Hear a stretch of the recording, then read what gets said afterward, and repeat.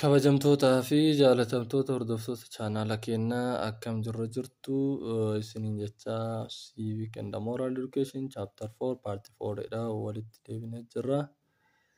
Kanaaf Civic and Moral Education Chapter 4 Part 4 kenna waa'ee maalitti jennaan Understanding of Citizenship kan jedhudha. Hubannoo waa'ee lammummaati. Lammummaan kun akkamitti hubatama? Lammii jechuun maali? Lammummaa jechuun hoo maali? Akkasumas immoo lammummaa kana karaa kamiin lammummaan karaa kamiin argamuu danda'a? Lammummaan immoo karaa kamiin namarraa mulqamuu takka fuudhamuu danda'a waan jedhu. As keessatti kan ilaalu ta'a. By the way, wanti isin beekuu qabdan when we talk about citizenship, we have to talk somewhat about what rights. Yeroo waa'ee lammummaa haasofnu amma tokko waa'ee mirgaas haasa'uun dirqama jechuudha. Maaliif yoo waa'ee mirgaa beekne namni lammii biyya tokko ta'uudhaaf mirga lammii biyya sanii ta'uu qabaachuu qaba jechaadha. Kanaafuu mee waa'ee mirgaa amma tokko haasofne achi booda waa'ee citizenship kan haasofnu ta'a jechuudha. So when we start from the definition of citizenship, by the way, we can define the word citizenship by many ways or through different perspectives or theories or thoughts. So the first one is citizenship as a status of rights. Mee lammummaa kana akka statusii takkaa'u sadarkaa mirgaatti ilaallu. Sadarkaa mirgarratti maal fakkaata? Mee lammummaan kun citizenshipin kun mirgaa wal qabsiifnee takkaa'u statusii yookaan sadarkaa mirgaatti maal akka inni fakkaatu akkamitti akka hiikamu waliin kan ilaallu ta'a jechaadha. So we can define the term citizenship as a status of rights and as status of obligations or duties, and also as liberal theories and another theories are there as below. So we are going to see it. So the first one is citizenship as status of rights. Lammummaa akka sadarkaa mirgaatti takkaa'u sadarkaa mirgaatti maal akka inni fakkaatu yookaan ilaalu ta'e. The citizenship is what? The mere fact of being a citizen makes the person a creditor of what? A series of rights. So in a short, citizenship means as a status of rights. Citizenship means being a citizen or the one which makes the person a creditor of a series of rights is known as citizenship. Bakka salphumatti lammummaa jechuun adeemsa namni tokko krediitarii mirgoota tarreeffaman takka'u mirgoota eeraman tokkoof krediitarii ilmi namaa ittiin ta'u adeemsi ilmi namaa ittiin ta'u maal jedhama? Citizenship jedhama. Garuu citizeniin immootu maal si godha? Asitti waan kana beekuu qabdan. Maal jedha? The mere fact of being a citizen. Dhugumatti maal ta'uun jedha? Lammii ta'uun jedha. Lammii ta'uun kee maal nama godha jedha? Lammii ta'uun ilma namaa tokko it makes what? Lammii ta'uun nama ni godha jedha. Nama lammii ta'uun ni godha maal godha? Creditor of a series of rights. Gonfataa takkaa'u abboomaa yookaan liqeeffataa mirgoota dhala namaa tarraanii jiran takkaa'u mirgoota dhala namaa kaamanii jiran tarree galanii jiraniif si abboomsaadha. Ilma namaa abboomsa. Maal ta'u? Lammii ta'u. Kanaafuu lammii ta'uun kanaaf si abboomsa.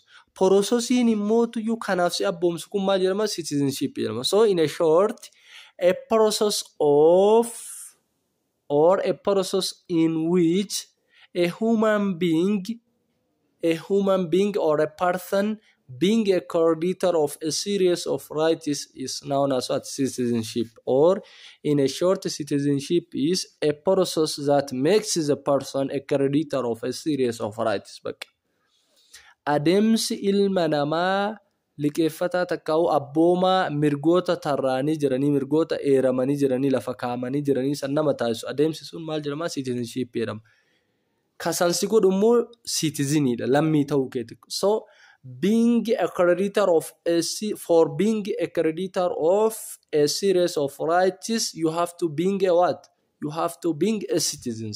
Kanaafuu ati abboomaa mirgoota tarraa'ee jiruu ta'uudhaaf dursa maal ta'uu qabda? Citizenii lammii ta'uu qabda jechuudha. Kanaafuu lammii erga taate mirga maalii qabda jechuudha? Mirga krediitara mirgoota tarraanii san argachuu qabda jechuudha. Adeemsichi isaa mootu poroososiin isa kana hundaa immoo maal jedhama? Citizenship jedhama jechuudha. Akkasitti adda baafannaa. Kanaafuu sadarkaa mirgaatti akka kanaan hiikamaa jechuudha. Kanaafuyyuu mirga kana kasi argachiisu adeemsi mirga kana si argachiisu mirga krediitar of a series of right kana si argachiisu maal jedhama? Citizenship jedhama. Sadarkaa mirgaatti akkatti hiikamaa jechaadha. So each right is often pursued in specific institutional forums. Tokkoon mirgoota dhala namaa jedha. Specific institutional forumii ittiin hubatamu qabaa jedha. Kana jechuun institutional dhaabbata forumii ittiin hubatamu takka ittiin to'atamu pursued jechuun ittiin to'atamu, ittiin hordofamu, ittiin xiinxallamu qabaa jedha. Fakkiin mirgi dhala namaallee mirgi dimokiraasiillee mootummaadha kan isa hordofuu danda'u. Mirga dhala namaa mootuyyuu warroota mirga dhala namaatiif dhaabbatan takka komishinii mirga dhala namaatti isa hordofa, isa hoggana, isa xiinxallaa jechuudha. Kanaafuu tokkoon mirgoota jiranii foorumii instituushinii garaagaraatiin takka mootuu foorumii instituushinii murtaa'aa takka mataa isaa danda'e qabaasaniin hordofamaa jira. For example, there are many rights such as legal rights or civil rights are mainly exercised in the courts. Fakkeenyaaf jedha. Mirgoota jiran keessaa mirgi seeraa takka mirgi hawaasummaa jedha. Kan inni exercised ta'u, kan inni hojiirra oolu, akkasumas immoo pursued ta'u ittiin hubatamu maal irrattidha? Mana murtii keessatti. Kanaafuu institutional forumiin legal or civil right maal ta'a jechuudha? Koortii ta'a jechuudha. Waan kana adda baafachuu danda'uu qabna asitti ilaala. Firoomsa irratti yoo isinii fide legal yookiin civil right dhaaf institutional forumiin isaa maal ta'a? Koortii ta'a jechuudha. Qormaata keessan irratti among the following rights which one can be exercised in the institutional forums of courts or in the court's institutional forums yoo jedhee isin gaafata legal or civil rights are exercised in what? In the court institutional forums. So each rights have their own what? Their own institutional forums in which they are what? Exercised or in which they are what? Applicable. Bakka itti hojiirra oolu qabaa jechuudha. Tokkoon mirgaatu fakkeenyaaf mirgi hawaasummaa kuni mana murtiitti malee bakka inni hojiirra oolu bakka biraatti dhaqee hojiirra ooluu dhabuu mala jechuudha. Mirgi dubartoota illee bakka dubartoota sanitti hojiirra oolaa jechuudha. Exercise ta'a. Achitti illee hojiirra oola jechuun kenna achi qofatti namni sun mirga qabachuu osoo hin taane yoo mirgi sun ka jalaa sarbamu taate bakki inni mirga san itti kabachiifatu dhaabbata mirga dubartootaa san dhaqee kabachiifata jechuudha. Mirga isaa san achitti iyyataa jechaadha. So political rights are used in voting both. Political right jedha mirga rightii kan inni fayyadu voting filannoo boosii ofii filachuu takka hoogganaa ofii filachuu, legislatures qaama seera tumuu filachuu ta'uu danda'a. Straight protests kan karaa nama qajeelchu takka warroota dura bu'ootaa filachuu ta'uu danda'a. But social rights are often activated or disputed in what? In government buildings. Ijaarsa mootummaa keessatti mootuyyuu social right mirga hawaasaa kun mootuyyuu hawaasummaatiif hawaasa adda mirga hawaasaa kun inni activated ta'u ittiin si'aawu itti kabajamu ijaarsaalee mootummaa dhaabbata mootummaa kamuu keessattuu jechuudha. Haala kanaan kanaafuyyuu for the social rights the institutional forums is what? The institutional forums is what? Government what? Government buildings. But for the political rights, it is institutional forums is what? In voting both in legislatures and straight protests are the institutional forums of what? Political rights. So each and every rights have their own institutional forums in which they are what? Exercised or in which they are applicable or respected. Jenne haala kanaan ibsinee bira dabarra jechaadha. Citizenship. So citizenship as a status accords a range of rights and obligations. Bakka salphumatti ilaala. Citizenshipin akka sadarkaa takkaa'u statusii accordaansii kanatti yoo kalaalamu ta'e maalidha inni? Reenjii takkaa'u walitti qabama mirgaa fi dirqamaati bakka. Lammummaa jechuun The range of rights and obligation, or the summation or combination of rights and obligation, is known as what? Citizenship. In another name, the range of rights and obligation is what? Responsibility. So everyone who is responsible for a certain country have what? Have the citizenship of that country in a short.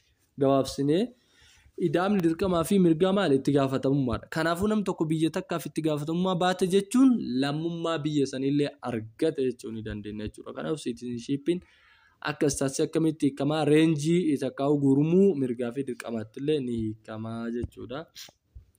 So for instance, discovered 4 components of rights known as.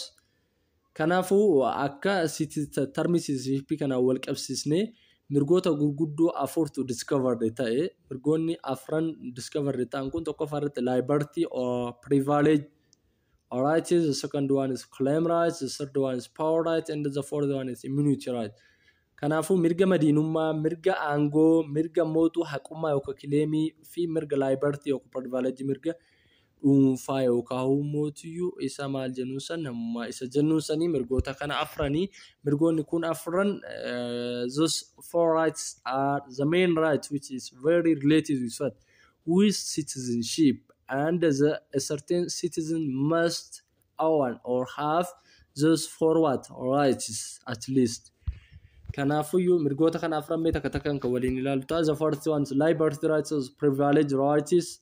So it is a freedom given for the right holder to do what? Something, and there are no obligations on other parties to do or not to do anything to aid the bearer to enjoy such rights. Kanaafuu liberty right jechuun kun bilisummaa kennamuudha jedha. Eenyuuf? Right holderiidhaaf, nama mirga qabu tokkoof. To do what? Nama mirgi bira jiru takkaa'u nama mirgi harka isaa jiru tokkoof bilisummaa kennamuudha jedha. To do something, waan wayii hojjechuuf.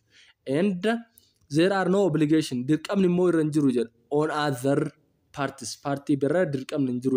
To do. Waan kana hojjechuu dirqamni irra hin jiru. Partii biraa. Isaaf bilisummaan ni kennama. Mirga qaba garuu inni dalaguudhaaf. Garuu mootu qaama biraarra immoo waan kana dalaguudhaaf dirqama waan kana qaamni dalagu hin jiru. Or not to do anything. Yookiin immoo hojjechuu dhabulleef immoo dirqamni hin jiru. Laala. Fakkeenyaaf nama tokko nama mirga qabu tokkoof nama mirga harka isaa jiru tokkoof waa wahii dalagi jettee kennitaaf. Waa wahii dalagi jettee kennitaafi erga waa wahii akka inni dalaguuf bilisummaa kenniteef jechuun immoo maal jechuudha? Waa wahii akka inni dalaguuf bilisummaa kennitaaf, freedom kennitaaf akka inni waa wahii dalaguuf. Qaamni biraa garuu immoo waan kana dalaguu fi dalaguu dhabuudhaaf dirqama hin qabu. To aid what? The bearer to enjoy such rights. Beareri namicha mirga kana hold godhe takkaa'u namicha mirga kana qabu kana gargaaree mirga kana argachuuf waan tokko hojjechuuf dhiisullee dirqama hin qabu namni biroo. Garuu inni freedom qaba. Kana jechuun yeroo fedhe hin hojjeta, yeroo fedhe hin dhiisa. Kana jechuun yoo fedhe hin hojjeta, yoo fedhe hin dhiisa. Garuu namni biraa mootu waan san hojjechuus hin qabu, hojjechuus dirqama hin qabu, dhiisuus immoo dhiisullee dirqama hin qabu. Hojjetus maa hojjette hin jedhamuun, hojjetuu baatus maa hojjetuu baatte hin jedhamuun hin gaafatamu jechuudha. Fakkeenyaaf investimentii tokko mootummaan tokko abbaa qabeenyaa tokkoof bilisummaa investimentii tokko akka inni fudhatuuf kennaaf. Namni biraan mootu investimentii san isa wajjin hojjechuuf illee dirqama hin qabu. Maaliif namicha san gargaaruu dhabde jedhanillee mootu dirqama namicha san gargaarullee hin qabu. Akkasumas immoo dirqama namicha san gargaaruu dhabullee hin qabu. Kana jechuun namicha san yoo gargaaree namicha san dirqamaan gargaaris hin jedhamuun namicha investimentii fudhate san. Akkasumas yoo inni gargaaruu dhabellee mootu maa gargaaruu dhabde jedhamee hin qaxxaamu. Mirga san argachuudhaaf jedhee kana lachuun godhu namni biraa. Kanaafuu isaaf garuu bilisummaan kennamte jechuudha. Kanaafuu liberty rightiin mirga akkanaati jechuudha. Mirga nama mirgi harka isaa jiru tokkoof bilisummaan kenname nama biraatiif immoo waan inni hojjetu san akka inni hojjetuufis dirqamni ittiin kennamu maa hojjetuu dhabde jedhamellee dirqamni ittiin kennamu jechuudha. Namicha san gargaaruuf yookaan mirga san gonfachuudhaaf jechuudha. Liberty rightiin isa kana. claim right kan jennuun immoo are the inverse of liberty right. Faallaa liberty right iti. Since it entails responsibilities upon another person or body. Kun immoo responsibility nama biraarra jiru. Right holder irra kan jiru osoo hin taane kan nama biraarra jiru. Suni garuu kan right holder irra jiru. Nama biraarra responsibility hin jiru liberty keessatti. Namichuma mirgi harka isaa jiru sanirra jira responsibility freedom illee isumaaf kennama. Kaaniif garuu nama biraatiif responsibility hin kennamu. Kun immoo faallaa isaa claim right responsibility nama biraarra jira. Bilisummaa illee nama biraatiif kennama. The duty barrier ka dirqamni irra jiru baatan dirqamaa takka uummootu namni dirqamni dugda isaarra jiru laala. Liberty right keessatti freedomiin eenyuuf kennama? Right holderiidhaaf kennama. Garuu mootu duty barrieriidhaaf hin kennamu. Nama dirqamni dugda isaarra jiru dirqamni harka isaa jiruuf dugda isaa jiruuf hin kennamu. As keessatti immoo faallaa liberty sanii ka freedomiin kennamuuf ka responsibility kennamuuf eenyuuf duty barrieriidha. Nama dirqama baatu san dirqamni dugda isaarra jiru. Garuu mootu right holderiidhaaf mootu responsibility fi freedom illee hin kennamuuf jechuudha. Has to accomplish something the duty barrier laal. Namichi dirqamni dugda isaarra jiru sun has to accomplish dirqama qabaa jedha takka mootu dalaguu qabaa to accomplish something that is what indispensable for right holders to enjoy the claim rights jedha. Waan right holderii saniif indispensable ta'e takkaa'u isaaf hin mijanne takkaa'u inni hin feene san dalaguu mirga qabaamba kun duty barrieriin jechuudha. To enjoy what? The claim rights. Claim right kana argachuudhaaf jedhee waan right holderiidhaaf hin taane waan right holderiin hojjechuu hin dandeenye san duty barrieriin amma hojjechuu danda'a jechuudha. Mirgi eenyuuf kenname ammas keessatti duty barrieriidhaaf freedomii fi mirgi kenname. Garuu liberty keessatti mootu duty barrieriidhaaf mirgaaf freedomiin hin kennamuuf. Kanaafuu akkasitti ilaalla jechuudha. Liberty and the claim rights termed as what? Primary rules. Liberty fi claim rightiin kuni akka maalitti ilaalamu jedha. Primary rules seera jalqabaa takka mootuyyuu dambii jalqabaatti ilaalamu jedha. Rules recording that primary rules jechuun immootu akka primary rules itti ilaalama jechuun kenna takka primary rules jechuun rule akkamiitedha. Rules recording that people perform or refrain from doing particular action. Dambii takkaa'u qajeelfama maal barbaadudha jedha primary ruling kuni kan ilmi namaa waan tokko dalaguu takkaa'u dalaguu dhabuu takkaa'u yookiin dalaguu dhabuurraaf dhoorgu particular action laal. Primary rules jechuun rulii akkamiiti jedha.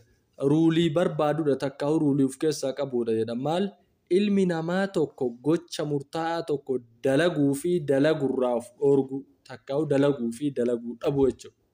Dalaguu fi dalagurraaf dhoorgu ruuliin of keessatti qabu takkaa'u ruuliin barbaadu maal jedhama? Primary rules jedhama jechuudha. Kanaafuu ruuliin liberty right fi claim rightiin of keessaa qabu takkaa'u akka ruulii kamitti waamama walumarratti so the common name of liberty right and the claim right is considered as what? Primary rules. Kanaafuu mirgi liberty fi claim kun salphumatti akka maalitti ilaalama maqaa tokko primary rules dambii jalqabaa seera jalqabaa jedhama. Seerri kunuu maal of keessaa kan qabudha?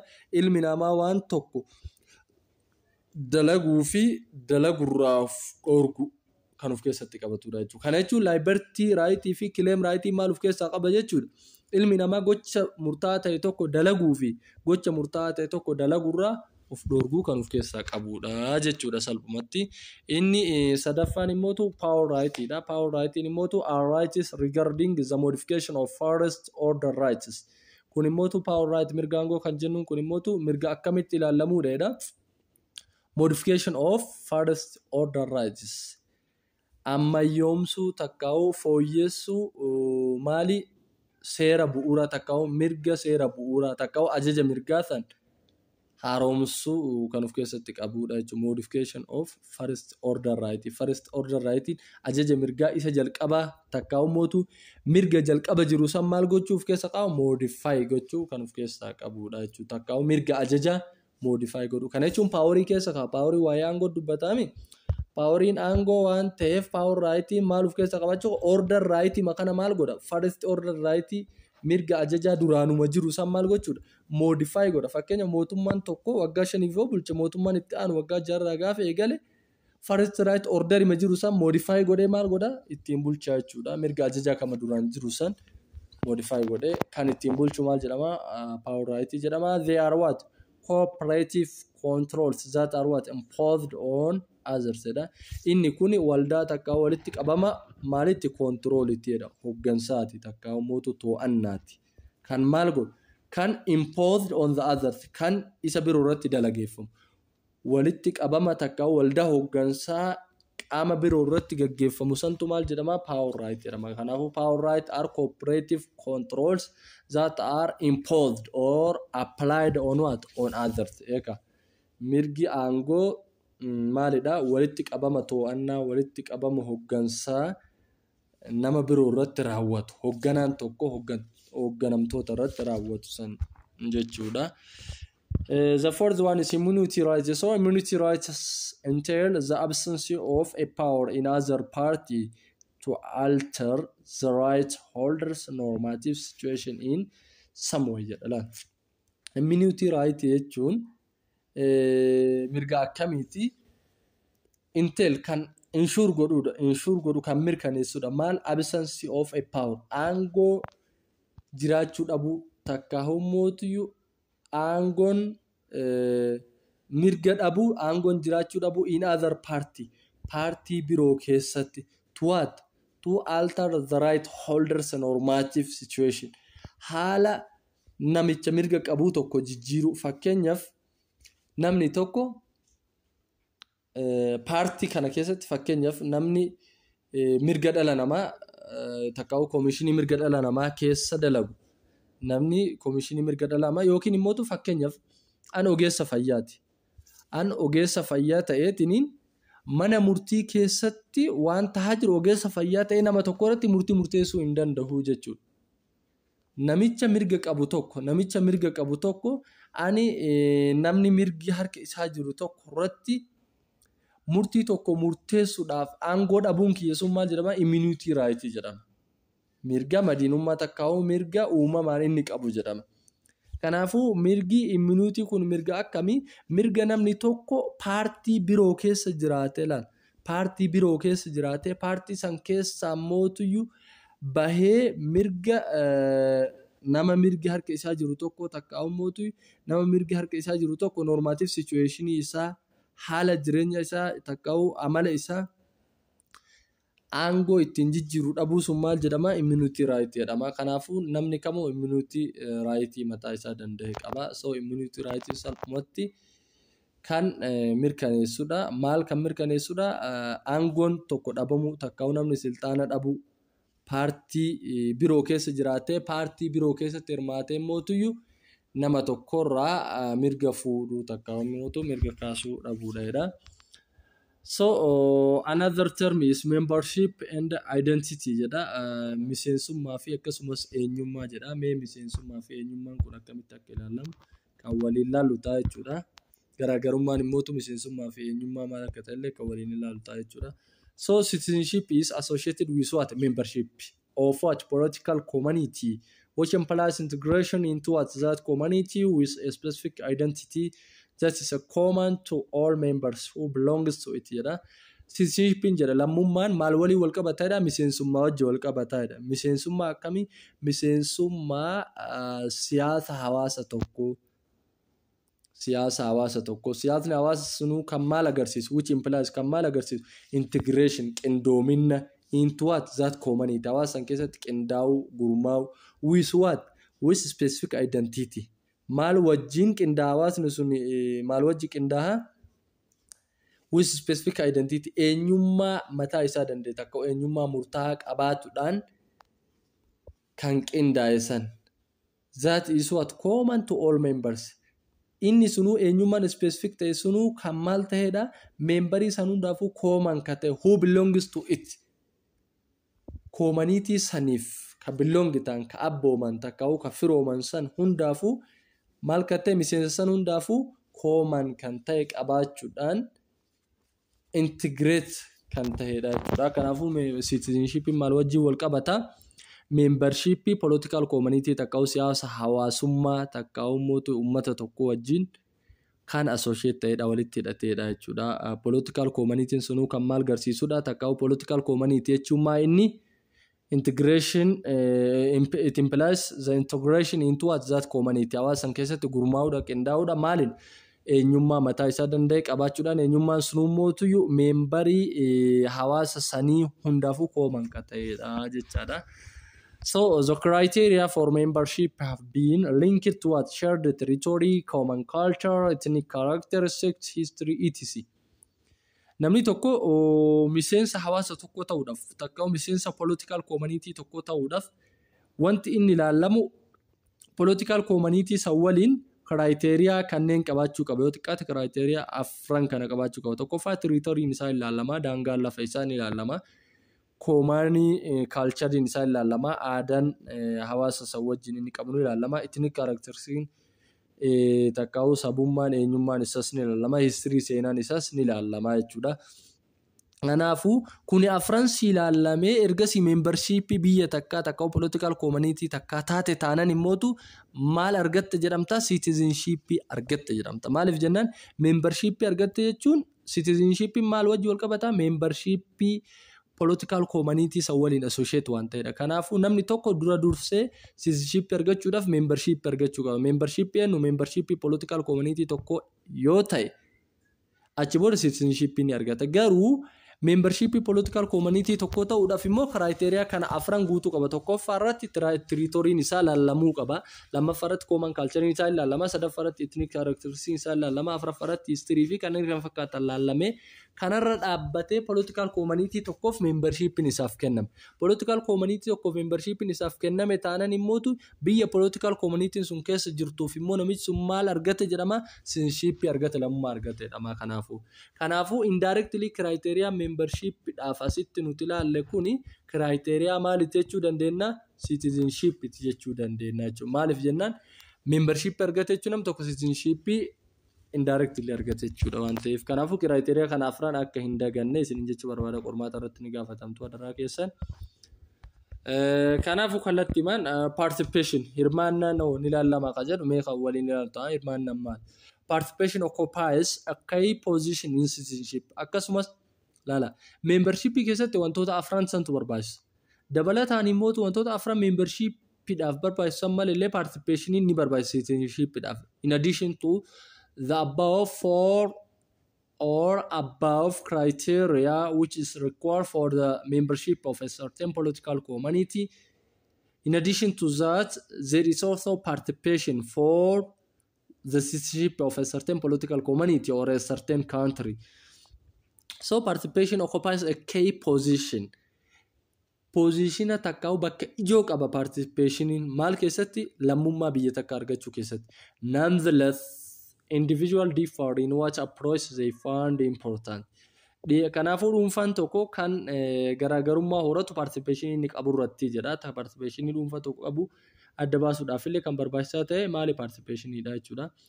So people focus on their private affairs while others actively participate in the life of the society jedha. Kanaafuu namoonni muraasni maal irratti xiyyeeffatu jira, private affairs takkaa'u mootu bu'aa dhuunfaa isaan irratti xiyyeeffatu jedha. Garuu immoo gariin isaanii immoo jedha namni biroo immoo muraasni kana namni biroo takkaa'u muraasni immootu maallee actively participate in life of society jireenya hawaasaa keessatti takkaa'u immootu waan kooman ta'e tajaajila waloo keessatti xiyyeeffata jedha gariin participation isaa. Kana jechuun participation nama garii private affair hima takkaa'u tajaajiluma dhuunfaa keessatti hirmaata. Namni gariin tajaajila hawaasummaa keessatti hirmaata including politics tajaajila hawaasummaa sun politics faa ta'uu danda'a. So the participation which is very important in the citizenship is the participation which is supported or exercised in the society life rather than in private affairs. Kan dhuunfaa caalaa kan hawaasummaatu barbaachisaadha kanneen akka politics jechuudha. There are two approaches in this regard. Kanaafuu participation kana keessatti approach takkaa'u mala lama jira. The first one is minimalists and the second one is maximalists. So what is minimalists, what is maximalists? So minimalists is what? The approach which focus on the participation of individuals in the private affairs.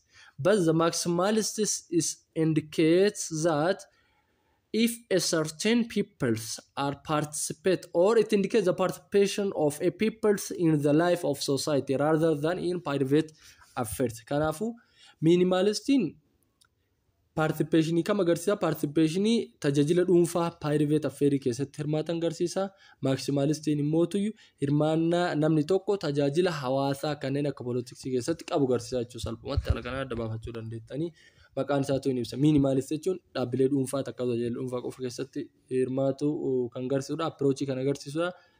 Approachin immoo tajaajila hawaasaa bal'aa kanneen akka siyaasaa fa'aa keessatti hirmaachuu agarsiisa. Maximalist kan jedhamudha. Inclusion and exclusion criteria. Inclusion and exclusion criteria. All individuals living in a particular state do not necessarily mean that all are citizens.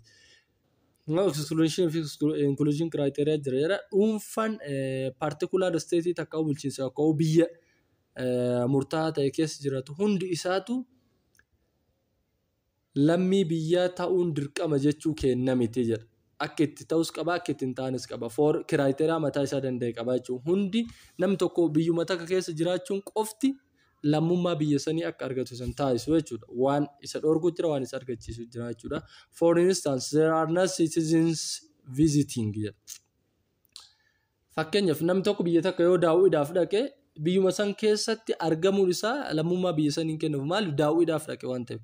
Working hojiidhaaf kan dhaqe illee fakkeenyaaf shamarran keenya biyya alaa deemanii biyya alaa jiran. Garuu lammummaa biyya alaa sanii hin arganne jechuudha. And living in Ethiopia branded as foreigners or alliance. Ammallee mootii akka baqattootatti biyya Itoophiyaa keessa namni tokko kan jiraatu ta'e namni baqatu sun lammummaa biyya sanii akka laayyootti hin argatu jechuudha. Excluded taha.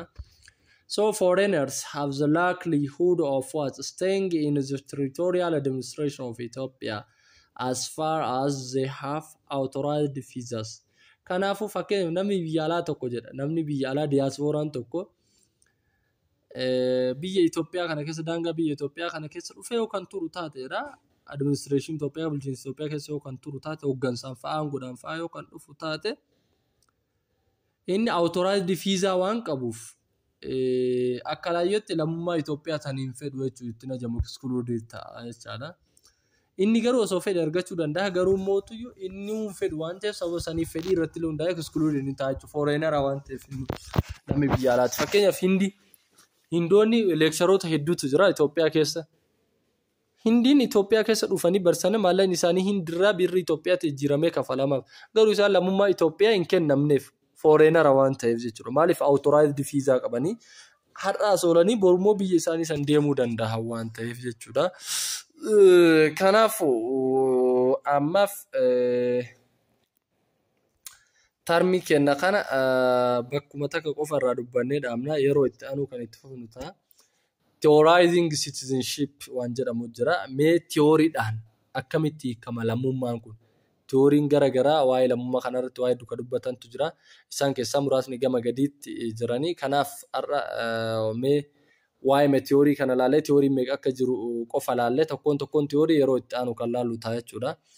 So, according to different theories, citizenship is not an eternal essence. Eternal essence rather than what? Cultural artifact molded by people through time, and that is why the notion of citizenship and the meaning attached to it changes with what? The change in political thoughts, ideologies, politics, and the government. Lal citizenship kun jala lammummaan kuni an eternal essence miti jedha. An eternal essence jechuun waan uumamaan dhufee miti takka uummootu waan hin jijjiiramne wayiiti miti jedha. Maalidha malee cultural artifact dha jedha. Cultural artifact molded. Waan aadaa wal qabatudha, waan aadaan isa jijjiiruu danda'udha. By people waan aadaa hawaasa tokkootiin jijjiiramuu danda'udha jedha. Kanaafuu dhaabbataa miti waan hin jijjiiramne miti waan jijjiiramuudha jechuudha. Lammummaan kun aadaa irratti hiika garaagaraa qaba jechuudha. Yeroo yerootti illee hiika garaagaraa qaba jechuudha. Biyya biyyatti illee hiika garaagaraa qaba. Through time and that is adeemsa keessa jedha. And that is why sababa kanaaf jedha. Notion of citizenship hubannoon citizenship kunii fi akkasumas hiikan citizenshipidhaaf kennamu kun changes with what? Changes with kan jijjiiramu maal waliin change in political thoughts. Yaanni siyaasaa tokko adeemsuma jijjiiramuun hiikkan citizenship illee jijjiiramaa akkasumas immoo ideoloojii siyaasa tokko wajjillee ni jijjiiramaa hiikkan citizenship akkasumas imaammata wajjillee ni jijjiiramaa akkasumas immoo mootummaa irratti illee ni jijjiiramaa jechuudha. Kanaafuu citizenshipin kun hiikkaa dhaabbataa hin qabu jechuudha. Eternal meaning, eternal essence meaning hin qabu jechuudha. Hiikkan isaa akkuma aadaa biyya garaagaraa keessatti fi yeroo garaagaraatti ni jijjiirama jechuudha. Hiikkan isaa maal wajjin wal qabata waan ta'eef inni political taa'otii tokko waliin ideoloojii fi political taa'otii garaagaraatu jira. Mootummaan qabu political taa'otii mataa isaa qaba, ideoloojii mataa isaa qaba, poolisii mataa isaa qaba. Kanaafuyyuu adeemsuma mootummaan jijjiiramu, adeemsuma poolisiin isaa jijjiiramu, adeemsuma ideoloojiin jijjiiramu, adeemsuma political taa'otiin jijjiiramuun definitionin citizenship illee ni jijjiirama jechuudha. Sababa saniif tiyoorii garaagaraatiin hiikame jechuudha. Other states acknowledge the government intervention in the market jedha. Biyyoonni biroo takka isteetonni biroo kan mootummaan isaa beekamtii argate marketii keessatti intervene godhanii jedha waan kana. Besides all citizenship kanuma wal qabatuudhaan takka kana alatti mootu all citizenship rights haven't got institutional recognition as the same price jedha. Kanaafuyyuu mirgi lammummaa hundi isaa jedha dhaabbata hundarratti yeroo wal fakkaataa beekamtii hin arganne jedha. Laala argitanii mirgi lammummaa hundi isaatu yeroo wal fakkaatatti dhaabbata hundarratti yeroo wal fakkaatarratti beekamtii hin argannedha. Yeroo garaagaraa argate mootummaatti biyya irratti poolisii irratti garaagara waan ta'eef jechuudha. So citizenship obligation vary too jedha. Akkasumas obligationiin lammummallee dirqamni lammummallee garaagarummaa qabaa jedha. Ranging from states where military service is required or like Eritrea and North Korea jedha. Kanaafuu laala biyya gariirratti maaltu barbaachisaa namni tokko isteetii takkaadhaaf citizenship ta'uudhaaf dirqama ofirraa qaba. Military service kennuu qaba jechuudha. Fakkeenyaaf Eritrea fi North Korea keessatti lammii biyya takkaa ta'uudhaaf maal tajaajila maalii kennuu qabda? Military service kennuun sirraa dirqama jechuudha sirraa eegama. To those states kanaafuu isteetota akka Eritrea fi North Korea kanaaf including Ethiopia dabalatee where every citizen under normal circumstances is not obligated to take military trainings or serve jedha. Kanaafuu biyyoota birootiif immoo jedha. Biyyoota birootiif kanneen akka Itoophiyaatiif citizen lammiin kamuu jedha under normal circumstances haala nagaa keessatti takkaa'u osoo rakkoon biyyattii keessa hin jirre keessatti hin dirqaman jedha. Maal kennuuf military service takkaa'u military trainingii keessatti hirmaachuuf hin dirqamanii jedha. Garuu under abnormal circumstances haala nageenya hin jirre keessatti immoo dirqama lammii biyya takka ta'uudhaaf takkaa'u lammii biyya takka taate taa'uun qabdu jechuu keessatti hirmaachuu qabda. Kanaafuu biyyoonni gariin immoo jalqabumaa lammii biyya takka ta'uudhaaf normal circumstances keessattuu maal ta'uu qabdaati military service kennuu qabdaa jechuudha. As a result, various citizenship theories emerge out of such historical trajectories jedha. Kanaafuu sababa kanarraa kan ka'e theorii garaagaraatu hiika citizenship irratti kennee theoriin suni kan armaan gadii ta'a jechuudha. Liberal theory ni jira. Akkasumas immoo qeeqas qabaa inni sun dabalataan immoo theoriin biraa communitarian theory ni jira. Republic taa'otii takkaa'u theory ni jira fi kanneen kana fakkaatan ni jiran jechuudha. Kanaafuu theory kana sadan keessatti citizenship kan isaa maal akka ta'e kan waliin ilaallu ta'a jechuudha yeroo itti aanutti. Kanaafuu hanga paartii itti aanu kana walitti deebinu nagaan nuuf tura. Galatooma horaa bulaa isiniin jenna. Share, like, subscribe, comment gochuunis dhaamsa kenna kan jalqabaati. Kanaaf channel keessan guddifadhaa isiniin jenna jabaadhaa.